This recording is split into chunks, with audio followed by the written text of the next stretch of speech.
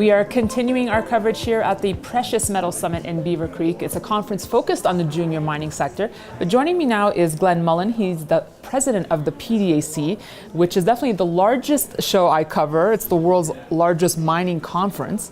So welcome to the show. Not your show, but a show. What brings you to the junior mining space?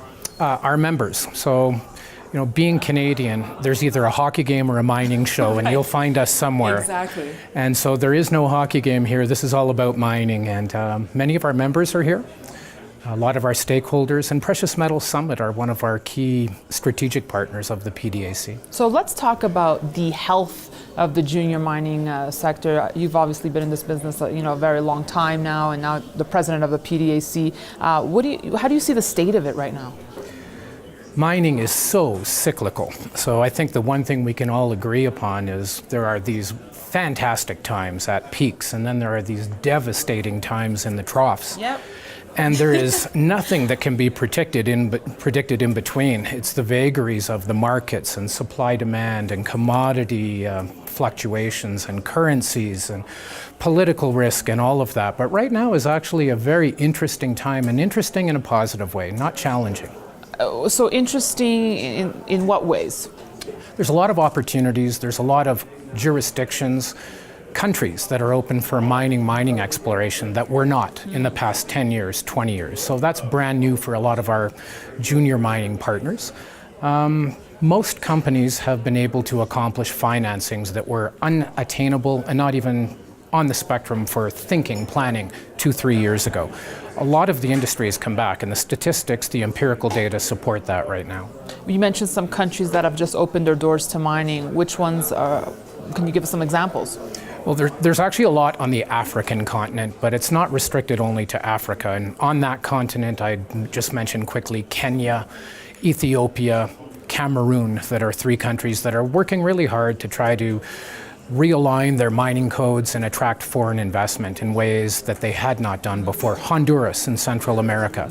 So we've heard a lot of negative news from Central America, Guatemala, El Salvador, but Honduras has been a refreshing breath of fresh air because they're working to attract foreign investment. South America, there's a lot of new opportunities, and a lot of our junior companies are working hard on those. Glenn, you mentioned how this industry is very much cyclical, and it's always funny to me whenever I attend the PDAC, people are always quick to comment on, the enthusiasm levels and the attendance level. And, last year there was a lot of positive energy coming out of the conference. Are you optimistic heading into 2018 here? What can we expect? 24,161 smiles at the PDAC last year. That was pretty good. And that was something we hadn't really anticipated. We were hoping for an increase, and we'd seen that in other conferences in the industry, in DABA and in Vancouver just before. But PDAC really took off, and there were a lot of financings, there was a lot of media coverage, there was a lot of events that aligned themselves well with the event. Right. Well, people love using the catchphrase, well, it's cautiously optimistic. When can we drop the word cautiously, and what's it going to take to just get optimistic?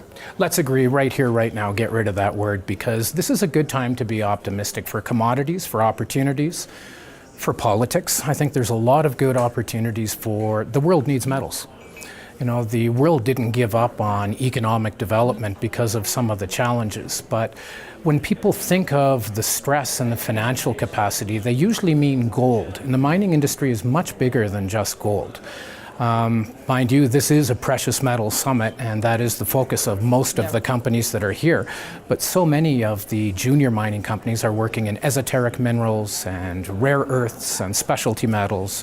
And not to bring the focus back to gold, but let's talk about the price of this metal. How do you see it? Do you think we'll close off the year with higher highs here? I'll let Rob McEwen give his prediction, because 5,000 plus gold. So. And I certainly hope he's right, but I don't think the world really cares what I think the price of gold is going to do. But I will tell you that I think it's in a good place right now.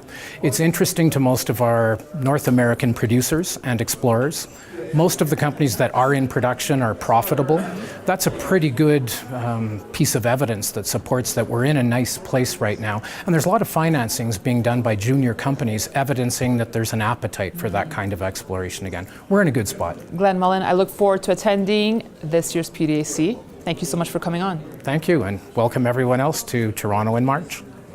Get your winter coats ready, though. Thanks so much for watching our coverage here from the Precious Metal Summit. We have so much more for you, so be sure to stay tuned to Kitco.com. Thanks again.